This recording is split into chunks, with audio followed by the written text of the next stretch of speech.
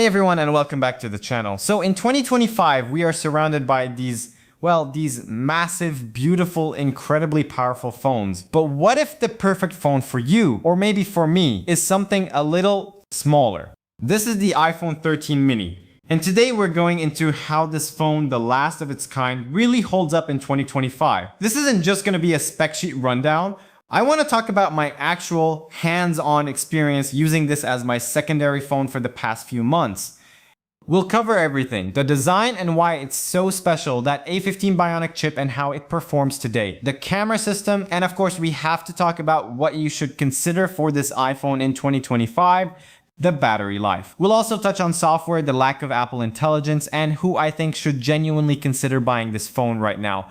So if you're a current 13 mini user wondering if you should upgrade, or if you're thinking about picking one of these up, stick around, this one's for you. Alright, so full disclosure, if you've been following this channel for a while, you know I am a huge fan of the mini iPhones. I used an iPhone 12 mini for the longest time and absolutely loved it. And when Apple discontinued the mini line, I was, like many of you, pretty disappointed. It really felt like they left a small but super dedicated part of their user base out in the cold.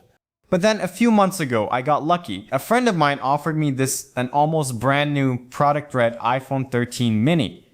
I mean, just look at this thing. It's in perfect condition. I can't find a single scratch on it, which is kind of amazing for a phone that was released back in 2021. And when I checked the battery health, look at this. Still at 96%. I was so happy to get this, to have this almost new experience with what I think is a truly special device. Because this phone, it's more than just a small iPhone. It's kind of a statement. It's the last and arguably the best, truly compact, no compromise flagship phone that Apple ever made. And that makes it a unicorn in 2025. Alright, so let's get into the review, and the first thing we have to talk about, the most obvious thing, is the design and just the feel of this phone. Now, as I mentioned, this isn't my main phone. My iPhone 15 Pro is my workhorse. This is my companion phone. But honestly, it's the phone I find myself needing the most for some really specific, important things. And it all starts with this form factor. This is the holy grail for people who miss one-handed phones. The flat aluminum sides, the ceramic shield front. It's the same premium design as the bigger iPhones from its era, but it just melts into your hand. It weighs only 141 grams. My 15 Pro is nearly 200 grams. That's a huge difference, and you feel it everywhere. For example, when I'm out and about, maybe running errands, and I need to quickly look up a location on maps or search for something I'm curious about, pulling this out of my pocket and using it with one hand while I'm walking is just effortless. There's no awkward balancing act. And actually, this little guy has become my dedicated finance phone. See, my main 15 Pro is running the iOS 26 beta. And as you probably know, banking apps get really nervous about beta software for security reasons. So none of them work over there. All of my payments, my banking, it all happens right here on the 13 mini. It's become this super reliable, crucial tool for my daily life. That reliability extends to the camera. Because it's so small and easy to handle, it's become my go-to for quick photos. If I see something interesting, I can whip this out, snap a picture, and put it away before the moment is gone. It's that compactness that makes it so great in my hand and so supportive of my day-to-day. And then at the end of the day, when I'm winding down, this is the phone I pick up. You know, just scrolling through social media for a bit before bed. It's just so lightweight and comfortable to use. One-handed, it feels like a perfect little gadget, not a big slab of glass you're trying to prop up. Now, the display, it's a 5.4-inch Super Retina XDR OLED screen. It's sharp, it's bright, the colors are fantastic. It's a flagship display, just smaller. But it is a 60Hz panel. And yes, if you're coming from a 120Hz ProMotion display like on my 15 Pro, you will notice it. At first, it can feel a little bit janky, a little laggy when you're scrolling fast. But here's the thing, you get used to it. And honestly, Apple's animations in iOS are so well optimized that 60Hz on an iPhone feels way smoother than 60Hz on a lot of other phones. After a couple of days, my brain just adjusted. For the person who this phone is for, someone who values this form factor above all else, I really don't think the 60Hz display is a deal breaker. It's a compromise for sure, but one I think is worth making. Okay, so it feels great, but how does it perform in 2025? This is where the 13 mini really punches above its weight. It's running on the A15 Bionic chip, And this is key. This is the same powerful 5-core GPU version of the A15 that's in the iPhone 13 Pro, and it's actually the same chip that Apple put in the standard iPhone 14 a year later. So performance-wise, this phone is still incredibly fast and capable.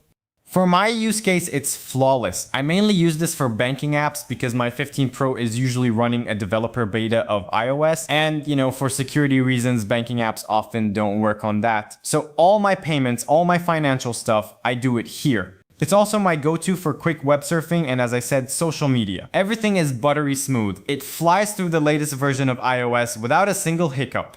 Now, there is one technical compromise to talk about, and that's the 4 gigabytes of RAM. Newer iPhones have 6 or 8. You don't really notice this in the app you're currently using, but if you're a heavy multitasker, jumping between a dozen different apps, you will notice that websites and apps need to reload more often than they would on a newer Pro model. For my usage, it's a non-issue, but if you're someone who lives by multitasking, it's something to be aware of.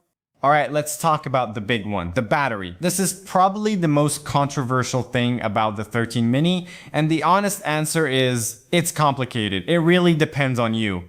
For me, in my specific role for this phone, the battery is actually pretty good. It can last me a full day, no problem. But, and this is a huge but, my usage on this phone is light. It's for banking, some quick photos, a little browsing, that's it. And my battery health is at 96%. Now, if you're thinking of using this as your primary phone, you need to be realistic. For light to moderate users, mostly texting, email, some social media, you can probably make it through a full day, especially with a healthy battery. People report getting around 4 to 5, maybe 6 hours of screen on time if they use low power mode and other tricks. But if you are a heavy user, if you game a lot, if you're constantly on GPS, if you stream hours of video or use it as a hotspot, this battery will not be enough for you. It just won't. You will absolutely need to charge it midday, or you'll want to make a MagSafe battery pack a permanent accessory. The battery isn't bad, it's just small, and you have to be prepared for that. So what about the camera? This is another area where I've been so impressed. I do a lot of quick photos on this 13 mini, mainly because it's so compact and easy to pull out of my pocket. And the results are still pretty good. I mean, they can absolutely compete with newer iPhones, especially in good light. You've got a dual camera system here. A 12 megapixel wide lens with sensor shift stabilization, which was a big deal at the time, and a 12 megapixel ultra wide. In daylight, the photos are fantastic, sharp, great colors, reliable. Honestly, for posting on Instagram or just sharing with family, most people would have a hard time telling the difference between this and a brand new iPhone. The compromises show up in 2 main areas. First, zoom. There's no telephoto lens, so any zoom you do is digital, and the quality drops off fast. Second, low light. While it has night mode and it does a decent job, newer phones with their bigger sensors just capture more light and detail and produce a more natural looking image in the dark. But video is a huge strength. It shoots beautiful 4K video, and you even get cinematic mode, which lets you create that cool shallow depth of field effect in your videos. For a phone this small and this old, the camera system is it's fantastic. Software-wise, in 2025, the iPhone 13 mini is running the latest version of iOS perfectly smoothly. And based on Apple's track record, this phone should continue to get major OS updates until at least 2028, and then security updates for a couple of years after that. So in terms of longevity, you are set for years to come. But there is a new dividing line in the software world, and it's called Apple Intelligence. And I have to be honest with you, the iPhone 13 mini does not and will not support Apple Intelligence. That's a feature reserved for the iPhone 15 Pro and newer. So is that a deal breaker? For me personally, no, not at all. And here's why. First, this is my secondary phone. If I really need to use an Apple Intelligence feature, I can just grab my main 15 Pro. Second, Apple Intelligence right now is still pretty new. It's basically still in beta. It's cool, but it's not this essential, can't live without it feature just yet. And third, and this is probably the biggest reason for me if I need to do some serious AI stuff, I usually use an alternative that's more powerful anyway, like Gemini or ChatGPT, and those apps run perfectly fine on the 13 mini. So for me, the lack of Apple Intelligence is just not a big deal. But if you want to be on the absolute cutting edge of Apple software, it's something you have to consider. So let's just quickly recap the compromises you're making if you buy an iPhone 13 mini in 2025. 1. The battery. For primary users, it demands mindfulness. 2. The display. It's a beautiful screen, but it's 60 Hz in a 120 Hz world. 3. The port. It has a lightning port while the rest of the world, including Apple, is moving to USB-C. And 4. Future-proofing. The 4 gigabytes of RAM and the lack of Apple Intelligence are signs that this is, an older architecture. So after all that, who is the iPhone 13 mini really for in 2025? I think it comes down to 3 types of people. First, the small phone evangelist. If you are someone who has been mourning the death of one-handed phones, this is it. This is your phone. It's a full fat flagship experience in a size that just doesn't exist anymore. Second, the digital minimalist. If you're actively trying to reduce your screen time and want a phone that feels more like a communication tool and less like a media consumption device, this form factor is a feature, not a bug. And third, someone like me, the perfect secondary phone user. If you have a big primary phone but want something small, light, and capable for weekends, for going out, or for specific tasks, this is the ultimate companion device. It's not for everyone. It's not the most powerful or the most feature-packed iPhone you can buy, but for the right person, it's not just worth it, it's perfect. It truly is the last of a dying breed, and it holds a very, very special place in the history of the iPhone. But that's just my experience and my take on it. I would love to hear from you. Are any of you still rocking an iPhone 13 mini in 2025? What's your experience been like? And how is that battery holding up for you? Let me know all your thoughts in the comments down below. I'd love to hear from you. As always, thank you so much for watching.